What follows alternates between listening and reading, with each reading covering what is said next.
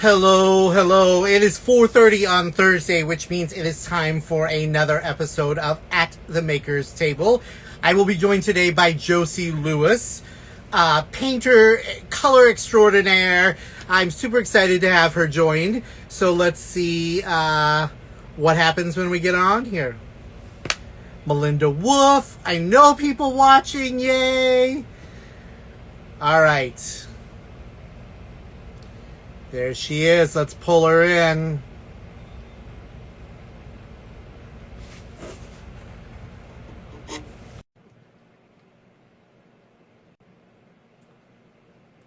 It's always that anticipation. It's like a first kiss. Hey, you're sideways. Yeah. How are Hello. you? How's the volume? Can you hear me?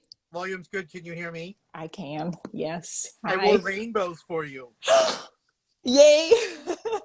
How do you like them apples? All right. Awesome. Um, you waste paint. You chop up magazines. You smash tiles. You are an artist, Josie Lewis, and you are in Minnesota. You It's are true. a northern Minnesota girl. And the Minnesota Monthly is dedicated to the spirit of Minnesota. So let's spend a little time on why you stayed in Minnesota, how it influences your work, and that whole thing. Yeah, well, I grew up in Grand Marais, which any good Minnesota native will know is probably the best place in Minnesota. Beautiful, yep. It's a wonderful place. It's cold most of the year, but it is really beautiful, and Lake Superior is so astonishing. And I was actually born in Jackson Hole, Wyoming. So I like to say my parents picked two of the most beautiful locations in the world to live, to bear me. And then I came down to the Twin Cities for college because I'm not a small town girl, even though I do love it up there. And yeah, I stayed, and it's like it's all about quality of life, quality living for the price is right. The living price in is living right. in the Midwest. Yep.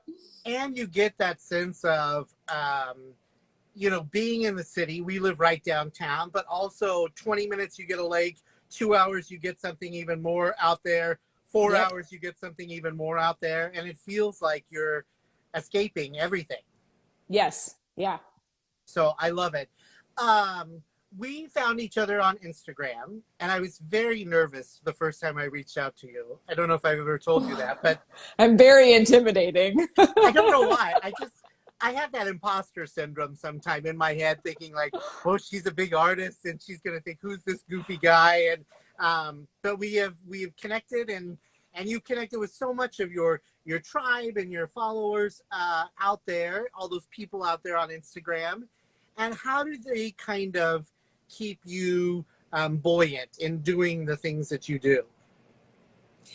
Yeah, I have this whole thing that I've been thinking about a lot lately because in the old days, like 25 years ago, say, and far before that, artists would like spend 2 years making a body of work pretty much in the privacy of their own studio, and then they would bring it to the gallery and everyone would say, "Oh, there's your new work." And it was 2 years in the making, and it was like there, and then they'd maybe have some interaction with like humans for the short period of time that the art was in the gallery, and and then repeat cycle.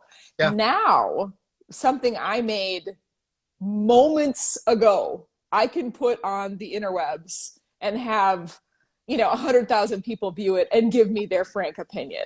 They're very frank opinion. Their very frank opinion, and it is it's a totally different world to have that kind of immediate response to art. And that, I think a lot of what I do is actually kind of similar to what a comedian does, where a comedian, it exists, the only way we know a comedian is good is if their audience laughs. Yeah. So they're in a direct collaborative relationship with their audience all of the time, Yep. And I think there's maybe a lot of artists that are more purists that are like, no, it's just me and the muse, and I'm here communing with the gods, and it's my genius, and I'm like, nah, like I want to make my audience laugh. But That's I my think thinking. too, it's that veil of I'm a fine artist and I have to retreat to create and all of that. And I think that there are people that like that. There are people that love that very much. There are Yeah. chefs that love that very much. There's that sense of I do something or I've been taught something that you'll never achieve. And then there are those that are like, yeah, I can, and not to say you smear paint, but you know what I mean? Like, it's paint. It's paint, people. I'm not, so do you I just had a call with a lot of makers, and one of them was just saying one of their hiccups in their head, I don't know if she's on, is always that sense of she didn't get a fine art degree. She has a bachelor's but never had that MFA. But I don't think that that's ever a qualifier for art. Do you? No. No, it's not. I don't think degrees are a qualifier for anything. I mean, they're No. not.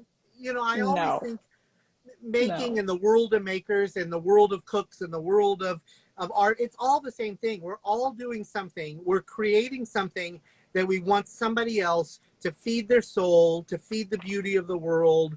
If they like it, they come back. If they don't, they're going to tell people whether they liked it or not or whatever. But my undergraduate is in dramatic theory and criticism. So at Oh. one point, I was going to be a theater critic. So I think I always had that mindset of what were they trying to achieve and did they do it? And I think as a creator, you have that too. I mean, how do you approach that inner critic? I find that what is the most important thing for me is the iterative process of art making, Yeah. which just is repetition, So it's like I'll get on a theme and then I just do it over and over and over until I kind of exhaust it.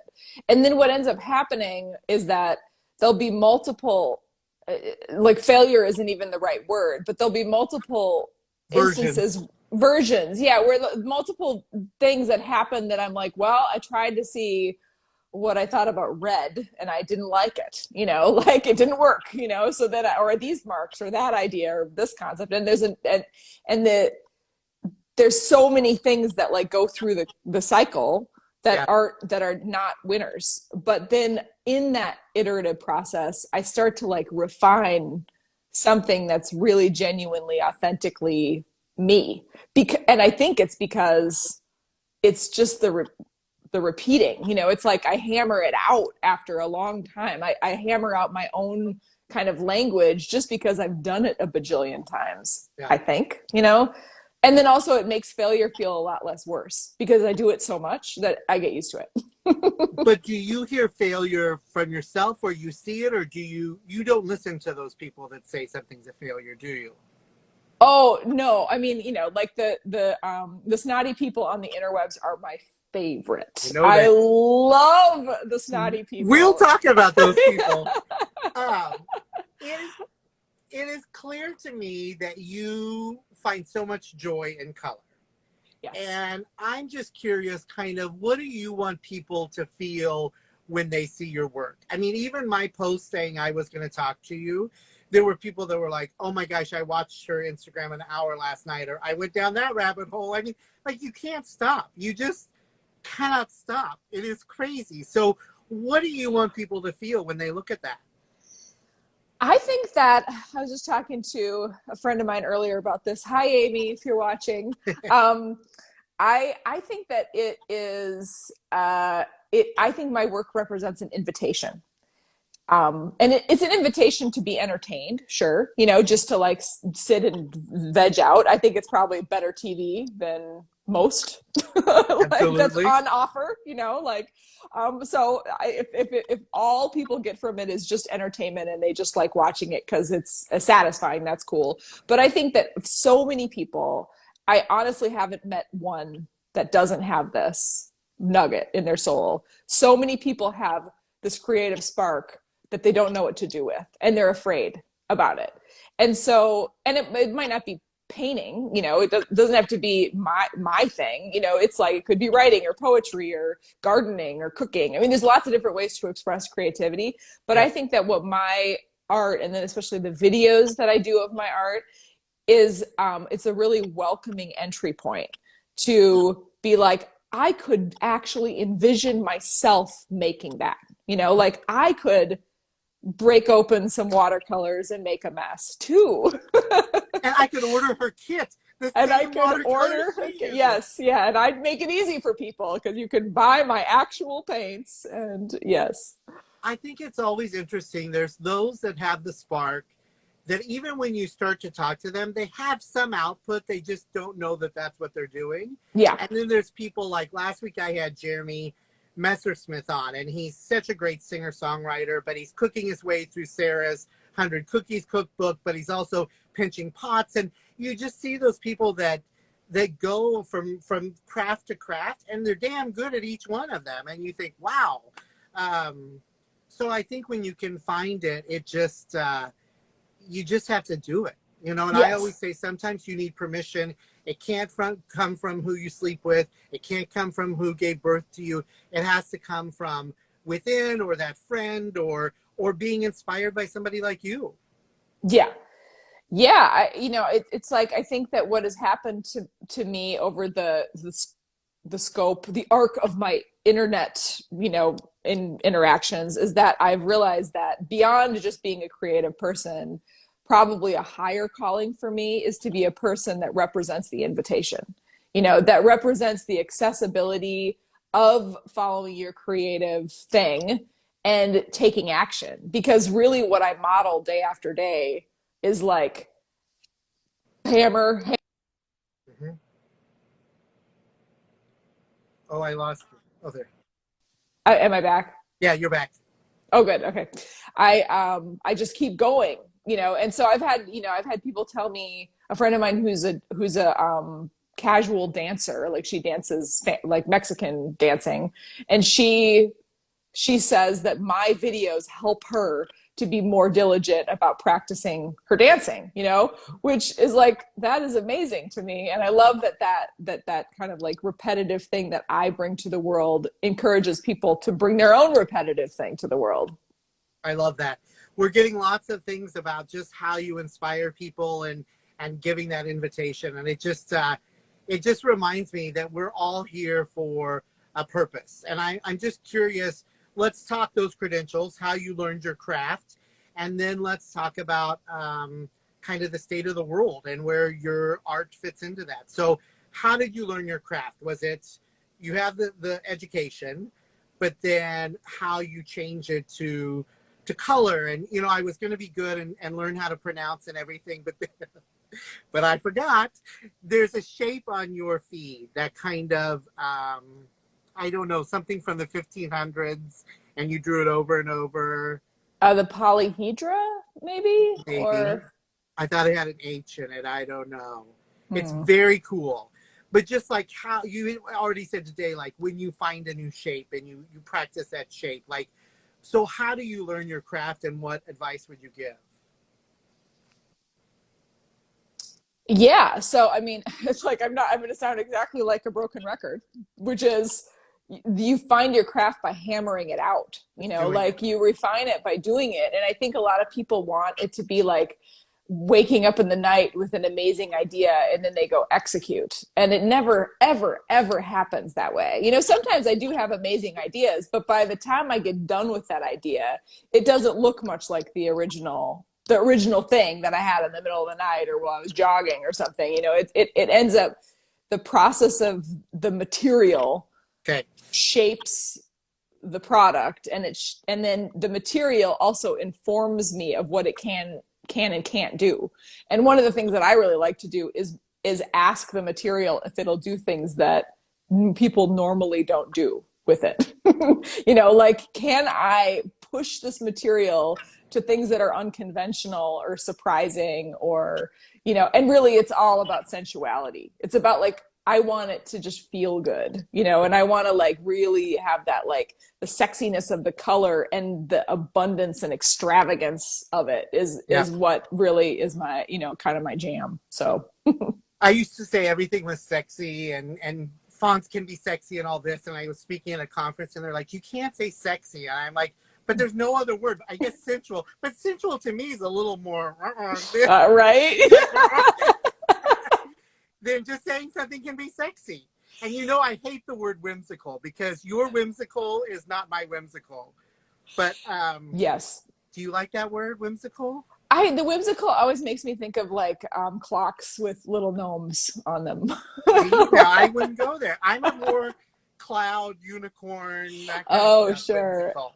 So Yeah. whimsical's a weird word.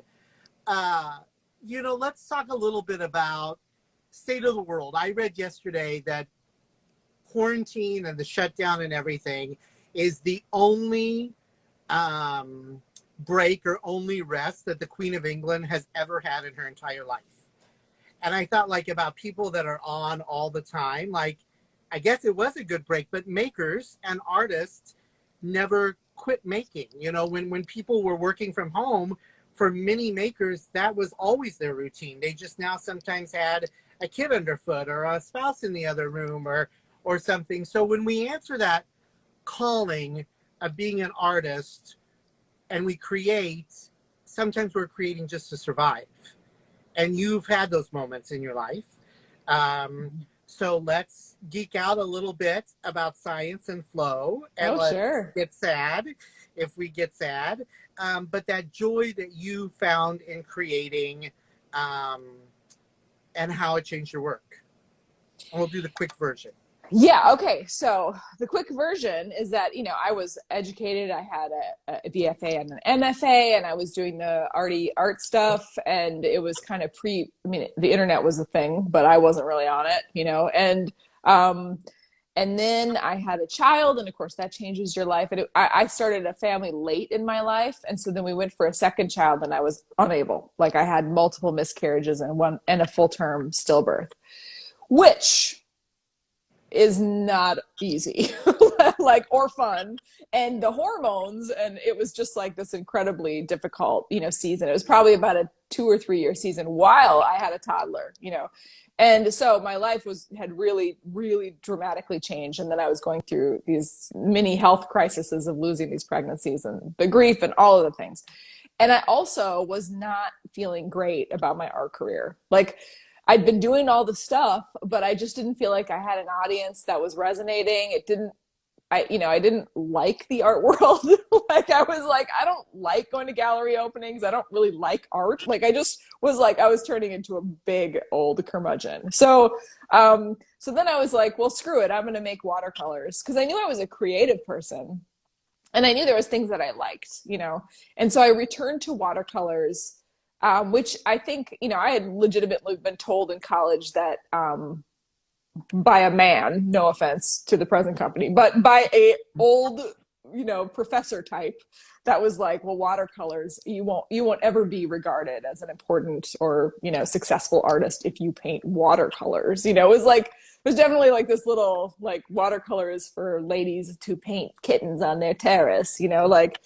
And so I painted in oils, when I was in college. But then I was like, oh, I'm going back to collage, and I'm going back to watercolor, because I just want to do something that's like kind of straightforward and easy, as far as like equipment and setup, it's like a straightforward kind of thing. And I just paint hexagons or triangles or something. And I would just drop into an altered state is the only way I can describe it. It was like my whole world transformed. It was like I had had a couple glasses of wine or something. Not that I wasn't also drinking wine. Like, I mean, let's be real, but like the flow that would happen, this level of concentration just like brought me into this zone that, it took me out of myself. And it was like I became addicted to it, because I was in so much, physical and emotional pain, because I was just going through this incredibly difficult grief phase, of my life.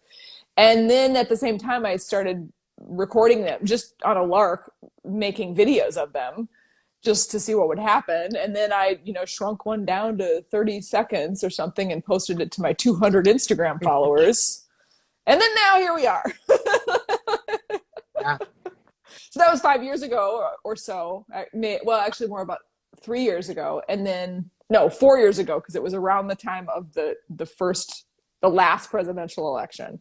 Oh, yeah. So I started posting these videos, and then I've been posting a video every day for 4 years.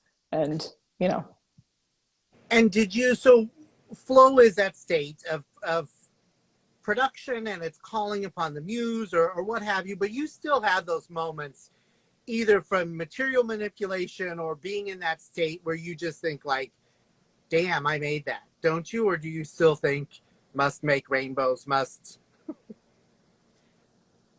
Oh, you mean like satisfaction in what I've Yeah, produced? yeah, just that Um, step back of, wow. yeah, I don't know if you know anything about the Enneagram, but I'm an Enneagram 3, which that we're the achievers. And one of the things that Enneagram 3s are typically very bad at is like celebrating anything ever.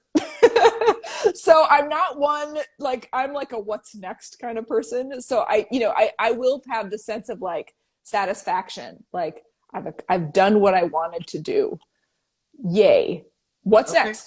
Then moving on, so I'm not sure if that's what you're asking, but No, but that answers it. Yes. I like that. When did you know that this could be your livelihood? I still am like, what? People pay me? I don't understand what's happening. And my husband, who's like a corporate, business guy, is like, well, do you have a projected revenue for 2021? I'm like, no. Like, what are you No, talking I'll do about? some more puzzles. Right, I'll do some more puzzles as much as I can, I guess. I don't know. So yeah, it's still the business side. I love it, actually. I love marketing, and I love marketing. I can't even believe I just said that word. Marketing. I love marketing, and I don't How are care you who on a knows. spreadsheet? Do you like the spreadsheets? I do. I do. I'm not Oh, good at spreadsheets, but I do like spreadsheets. I like planning, and I like just thinking. Really, it's about contacting these people that I seem to inspire, and that's what's exciting. So if I can think of more ways to connect with folks, and really, more ways to connect with people that will in turn go and make their own thing or follow, if they have a creative curiosity that they've been afraid of. I had a woman DM me the other day, and she said that she'd been avoiding her art drawer, that had like her art supplies in it, just because she was afraid. She was depressed and afraid. And then after watching probably like a tunnel deep dive into Josie, after that she was like, I can do it, and she cracked open her art drawer, and I'm like, done. I'm yeah. finished. I have accomplished what I'm here for. Like if one person, opens their art drawer because of me, then that's pretty incredible. Maybe you're the new Bob Ross. Maybe you're the one that's painting those happy little trees in that I color. I fully embrace it. Fully I would embrace love it. that. Yeah. Are you a Bob Ross person? Did you watch those? Were you? Not growing up. I didn't have TV growing up, but I have watched it since, and I deeply appreciate it. And I love how like just insanely positive he is, and he has the squirrel and the hair. He's amazing. Yeah. Yeah, I love it. Um, we communicate through stories and through energy. And I think that when you buy from an artist or you buy from a maker, it's an exchange of that same energy. Mm-hmm. That's good. Let me say that. Yeah. So when you buy or even watching your stuff, it's an exchange of energy. Yeah. So how do you tap into that energy? Like, is it the flow? What do you call upon? Is it just that you always have given yourself the green light in your own blessing, or what is it? Or is it the wine? Um, Maybe it's the wine. the wine does help. It does help. But one of the first thing that comes to mind, this might be kind of a roundabout way to answer your question, but in I wasn't raised Catholic, but what I understand from Catholics is that they, a lot of believing Catholics have little icons, and they believe that there is the literal power of the saint in the icon. And the people who make the icons have to go through like kind of a pastoral training to be Yeah. able to have the spiritual awareness, or what, I'm not really sure what the process is, but I guess it's You're years, getting there. so yeah. Are you familiar with the iconography process? I am. My husband is Greek, so the Greek Ah. Orthodox icons, and they're painted in a different style. And there's a gentleman, John Roster. I don't know if you know him here in Hmm. the cities. I'm going to have him on in April, and he is schooled in that. And he is Hmm. one of the only American icons or American painters that paints Orthodox iconography, and it's really something. It's just out of reach, but I will send it to you and I'll share it on my stories. I met a woman down in Atlanta at markets who is in New Mexico, and she reinterprets icons and saints in a very Southwestern style. But there's one for dog groomers, and there's one for, like, I mean, there's a saint for anything you can think of. But how she interprets it and what she does, her mindset. So I think it is very interesting, and what it means in their faith, that it is a window to the other world. So yeah. So I think that what I hope would happen is that, you know, the prevailing spirit that I have when I'm making the work, which has to do with maybe optimism and awareness of grief. I mean, it's you know, grief and beauty go hand in hand, you know, and also, you know, like dealing with my own crap and pushing forward and believing in a spiritual reality. I think all of those things, hopefully, best case scenario, they get funneled in to the art, and then they are beamed back out into, you know, whether someone is owning the art or they're just watching a video of the art, like somehow that is translating in a magical way. You know, like, I mean, not to get too woo on you, but I actually think that there is like this power of the spirit that comes through me and then out me and then into you via your phone, which is crazy. No, absolutely. Since we can get so much crap through our phone, we can also get beauty through our phone. Because one of the things we've talked about is, I believe, you call it flow, I believe that there's something very sacred in what we create as makers. And it is an offering. It's an offering of everything that's made you. It's an offering of the materials. And when you think of that very religious set of offerings and tributaries and all that, it is part of your soul that you're giving in every one of those. And that you give so, you know, I'm just reading these comments, that you give so freely, that you've shared your story so openly, that you waste paint for all of us. It's really beautiful. And it's a joy to see you smile, and a joy to I hope call you a friend, because I love what I've gotten to know of you over the last year or so. And I just, you know, you'd written the other day that when the world opens up and we're vaccinated, we'll get coffee, and I can't wait. I think we'll have a blast. All right, let's talk critics. What say you? So what ends up happening to me, my Instagram audience is actually pretty spectacular, and they're not too snotty ever, really. They're great. They're beautiful and great. But what happens is I get viral videos, you know, like something I drop lands and it gets millions of views, and there are people that don't necessarily follow me. They just kind of stumble upon me, and it's on YouTube and Facebook and TikTok. And I mean, I'm on all the channels, you know, so occasionally I'll like hop into one of those, you know, those comment threads, and there's thousands of comments sometimes. And a comedy is the comedy and the fury and the ignorance and the, you know, just like, and they're so angry, you know, they're so angry that I'm using so much paint, and my kid could do this, my dog could do this. I mean, it delights me so much.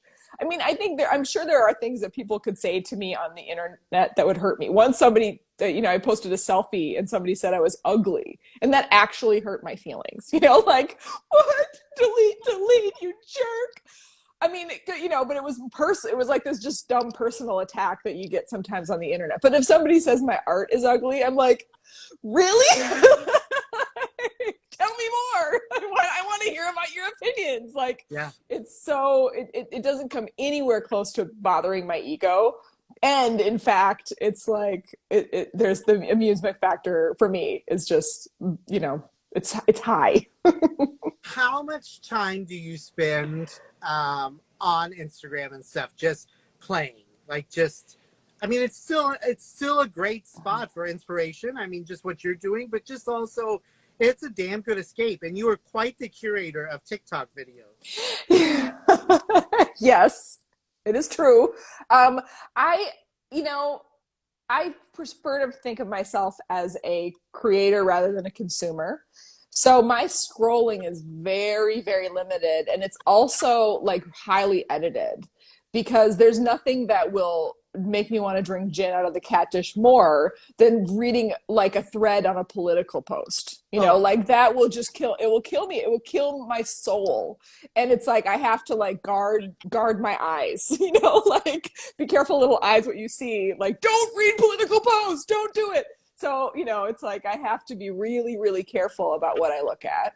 And then, I do like I've this whole TikTok meme thing has happened, which just the thing about the TikTok meme. So if people are watching and they don't know what we're talking about, TikTok is an app that has very short videos, kind of like Instagram Reels, and they're like these funny things that dogs do, and interesting things like that. And I am on TikTok, and so the ones that I like, I will pull that are just funny, and they're 15 seconds long, and then I'll put them in my Instagram stories. And then throughout the day, here's my little secret. Throughout the day, I will go back and watch the TikToks that I posted earlier that day just for a pick-me-up. I will sometimes watch them 5 or 6 times through, and then I'll show them to my husband, and then I'll show them to my daughter. And then before they go away, I watch them a few more. I mean, I do it just for me, just because with the things that I'm posting there just delight me, like these funny little stories and weird little themes, and they're so quirky and strange, and it's just fun. So, I love it. I love it. I love it. All right. So let's talk about butterflies at the airport. Mm-hmm. Puzzles. What's the next big thing? Let's pause on puzzles. This was the year of the puzzle for people. I could not find one. I went to 3 Targets and could not find one. I was going to do that. It breaks the heart. Breaks the heart. I've been asking my supplier, what the story is, and I think they're kind of launching into full production now. So hopefully they'll start to have more general distribution, but I don't know. I'm not sure how the distribution thing works. I had them for early release during Christmas. So I had like some signed puzzles with like Josie swag that I was sending out, but then I sold them out, and now I'm just waiting for Target, I guess. So puzzles and your art are a perfect marriage. So did you always want to do puzzles? Was it just the year of hell, everybody's doing puzzles and let's do it this year, or what? How did that come to be? I know somebody that works at Target. Shocker for people in the Twin Cities. Like you throw a rock and it hits somebody that works at Target. Because the Target corporate is here. So I know somebody that works at Target who's been a family friend, and she got a job in the puzzle department. And then she's a kind of a distant friend, and she thought of me, and then she connected me with her puzzle. I'd never thought of it, and I don't do puzzles myself. So it was a brand new idea, but I loved the company. The company's called Buffalo Games, and they've been just terrific. And one of the things that I really like about them is they're located in New York. So they're not, you don't have to wait for 9 months for a slow boat from wherever, China, and they have a pretty fast turnover. And so that means we can try a lot of different things, so they're very comfortable, like, hey, let's try this design and see if it works. And then, I have a 3-year contract with them. So there will be puzzles, friends. There are going to be so many puzzles, and I have so many ideas now. So. Okay. So you weren't a puzzle person before. But I've seen the videos where you've got that last piece to plunk in. Did you put them together, or did you? No. I did not. My mom put one together for me. My neighbors are puzzlers, so they put some together for me. I actually tried to do one of my puzzles. It's too hard. So for you, is it like a time thing that you're not a puzzle person? Like these people, because I know people that are like, oh, I can just get lost, and I've sat there for 3 hours, and I'm like, there's so much you could do in 3 hours besides a puzzle. Not to discredit beautiful puzzles, but what is it for you that you're not one? Well, I think for me, I mean, everybody buy my puzzle and don't listen to what I'm about to say. Yes, and I'll do your damn puzzle too, but for me, it's a waste of flow. Like I'll get into flow doing a puzzle, but I prefer to be more generative about my flow. Like I'd rather be making a painting for a puzzle than Yeah. putting a puzzle together. Although I did put like half of one of my puzzles together just for fun, and it was very meta for me to like, I painted this and now I'm trying to piece the puzzle. It was really interesting. But yeah, the people, one of the things that I did hear from the Buffalo Games folks is that they said that puzzles are often like a family event. And so, you know, like everybody will sit down, they'll always have a puzzle on the puzzle table, and, you know, people will sit down and do it together, and it doesn't have to be like formal conversation. And it can be kind of like a non-TV related, you know, Okay. thing that you could do with which I think sounds really beautiful. You know, like that sounds like a great reason to do a puzzle, you know, which Yeah. my kid is too, she's not old enough really to like really, these sorts of puzzles are a little bit too hard, but soon she might be. We do Legos together, and that's pretty fun. So Nice. yeah. Now, have you ever used Legos as a material in your art? I haven't yet, but who Yeah. knows? There's a great Broadway guy, Clayton, I don't know how to say his last name, and he has taken to cooking and has a bunch of followers, but he made Jello Legos for his little boy the other day. And I thought, like, whoa, that is like, play with Okay. them and eat Yes. them at the same time. Mm-hmm, mm-hmm. So, all right, what have you got? People are saying they're distracted about watching what's behind you. They want to see what's behind you. So what can you show us that's around there on your table besides Okay, well, puzzles, I mean. I have a nice chunky painting here. There we go. A little one. I just got some giant trowels. They're like, you know, 24 inches wide, because I make these with a palette knife, and Yeah. you know, I need a really long one. So the next project here is to do some giant chunky paintings. I'm very, very excited about that. How long does it take one of those to dry? It, you know, not really that long, 3, 4 days. I have a baker's rack, which is one of the best things I've ever added to my studio. The baker's rack is the best. And I just slide them in there, and, you know, they get tacky within the first day, and then they're just kind of squishy for a while until they firm up. Okay. Anything else incredible laying around there? Well, let's see. I showed you puzzles. Let's see. I just started doing these. I've been calling them plaid paintings. So it's just like, it just stripes. I'm always going for the glow. I think that's what one of my goals is, to like try to get that sense of like the luminosity, the inner luminosity. I think I have It's one the glow from the flow. right, exactly. I think, hold on a second here.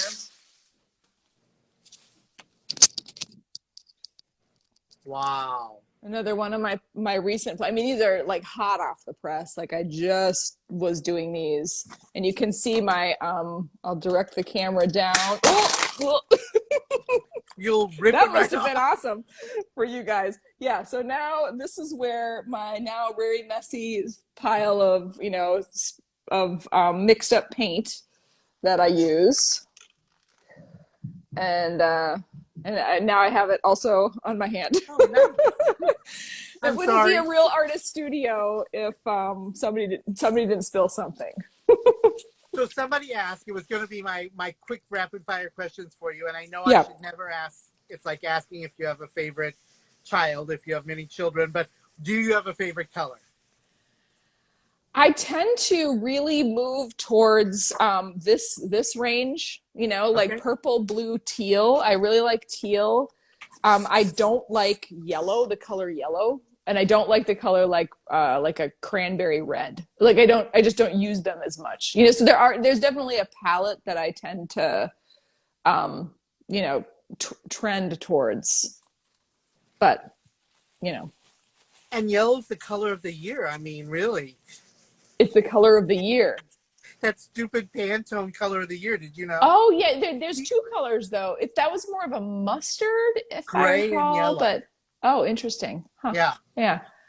I mean, I use it. You can see it in the art behind me. Yeah. Clearly, I use all the colors, but you know, my instinct is always towards teal and pinks. And I really, you know, one thing about color for sure is that I much prefer like a CMYK, you know, which like more of a computery colors rather than the RGB, which is like minerals and rocks and, you know, kind of, you know, it's like more primary colors. I like the magentas and the teals and the hot yellow rather than like the ambers and the browner tones and taupes and tans. And I mean, I see artists that do beautiful work with that color palette, and then I try to do it and I'm like, it's not me.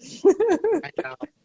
Someone just told me yellow's not stupid. It's their favorite color. So Oh, it's not okay. stupid. It's Nothing not is stupid. No colors are stupid. No, color is color. I say if you're using any color, you're ahead of the game. Exactly. Exactly. Yes. All right. Well, it has been a joy to spend time with you. And I Yes. love seeing we've had people from France and Poland and Ely and all over Poland. Minnesota. And Wow. there's someone from Poland that just said hello.